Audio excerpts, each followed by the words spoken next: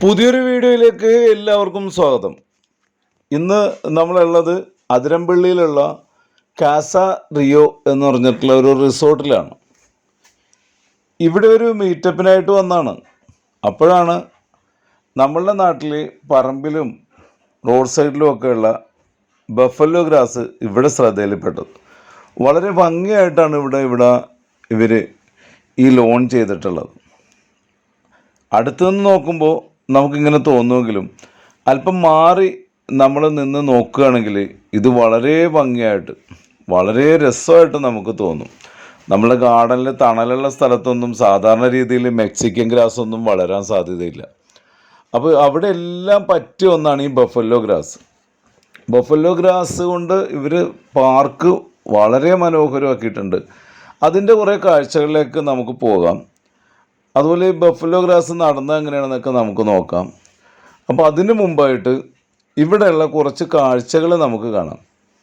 ഈ കാഴ്ചകൾ വളരെ മനോഹരമായിട്ടുള്ള ഒരു പ്രകൃതി ഭംഗിയാണ് കേട്ടോ. അപ്പോൾ ഇത് താല്പര്യമില്ലാത്ത ആളുകൾ സ്കിപ്പ് ചെയ്ത് പോകാം. ഈ പ്രകൃതി ഭംഗികൾ അതിരമ്പള്ളിയിലെ വെള്ളച്ചാട്ടം ഇവിടെ നിന്ന് കാണാം. അതൊക്കെ കാണാൻ താല്പര്യമുള്ള ആൾക്കാർ നമുക്കൊന്ന് ഒന്ന് കണ്ടേച്ച് പോവാം. ഒരു അധികം സമയമൊന്നും എടുക്കില്ല, പെട്ടെന്ന് നമുക്ക് ഇവിടെയുള്ള ഈ ഭംഗിയൊക്കെ ഒന്ന് ആസ്വദിച്ചിട്ട് വരാം. ഇവിടെ നിന്ന് നോക്കിയാൽ അതിരമ്പള്ളിയിലുള്ള വെള്ളച്ചാട്ടം നമുക്ക് കാണാൻ കഴിയും. ആ വെള്ളച്ചാട്ടത്തിൽ നിന്ന് ഒഴുകുന്നതാണ് ഈ കാണുന്ന വെള്ളം. വളരെ മനോഹരമായിട്ടുള്ള ഒരു കാഴ്ചയാണത്. ഇവിടെ ഞാനൊരു മീറ്റപ്പിനായിട്ട് വന്നതാണ് യൂട്യൂബേഴ്സിൻ്റെ. അപ്പോൾ ഇവിടെ വരുമ്പോൾ വളരെ പ്രസിദ്ധരായിട്ടുള്ള നിരവധി യൂട്യൂബേഴ്സൊക്കെ ഇവിടെ ഉണ്ട്. അവരെല്ലാവരും വളരെ സന്തോഷത്തോടെ ഇവിടെ നിൽക്കുകയാണ് ഇതൊന്ന് കാണാനായിട്ട്, ഈ വെള്ളച്ചാട്ടമൊക്കെ ഒന്ന് കാണാനായിട്ട്. നമുക്ക് എത്ര കണ്ടാലും മതി വരാത്ത, അങ്ങനെയാണല്ലോ, നമുക്ക് വെള്ളം കണ്ടാൽ അധികം എത്ര കണ്ടാലും നമുക്ക് മതിയാവില്ലല്ലോ. അങ്ങനെ നമ്മൾ ഈ പ്രകൃതി ഭംഗിയൊക്കെ ആസ്വദിച്ച് നമുക്കിവിടെ നിൽക്കാം.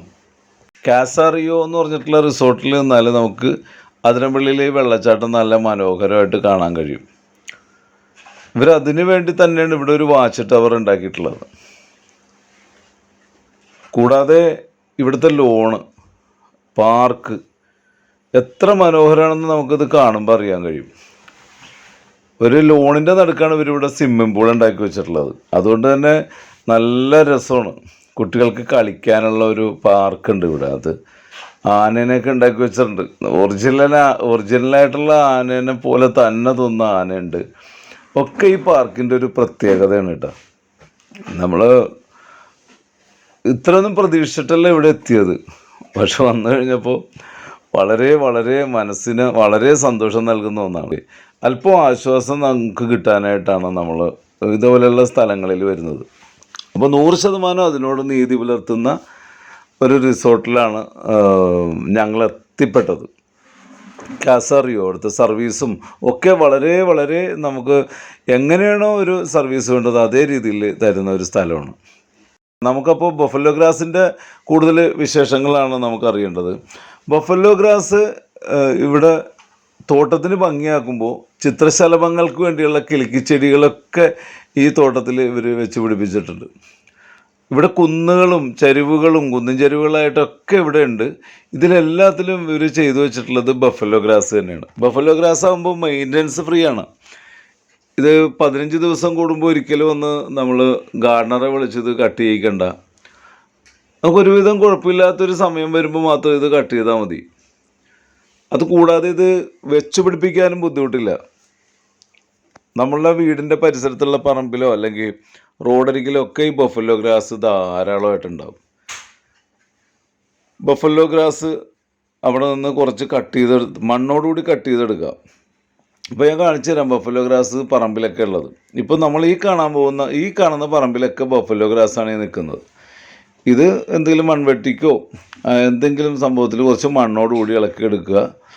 അത് വീട്ടിൽ കൊണ്ടുവന്നതിന് ശേഷം നമ്മളത് ചെറുതായിട്ടത് കട്ട് ചെയ്തെടുത്തിട്ട് അല്ലെങ്കിൽ ഊരിയെടുത്തിട്ട് നേരെ നമ്മുടെ വീട്ടിലെ തോട്ടത്തിൽ അല്പം ചുവന്ന മണ്ണോ എന്തെങ്കിലും ഉണ്ടെങ്കിൽ അത് നിരത്തിയിട്ട് അതിലേക്ക് നടുകയാണ് ചെയ്യുന്നത്. വളരെ സിമ്പിളായിട്ട് നമുക്ക് തനിയെ ചെയ്യാവുന്ന ഒന്നാണ്. ഒരു ഗാർഡനറുടെ ആവശ്യമൊന്നുമില്ല.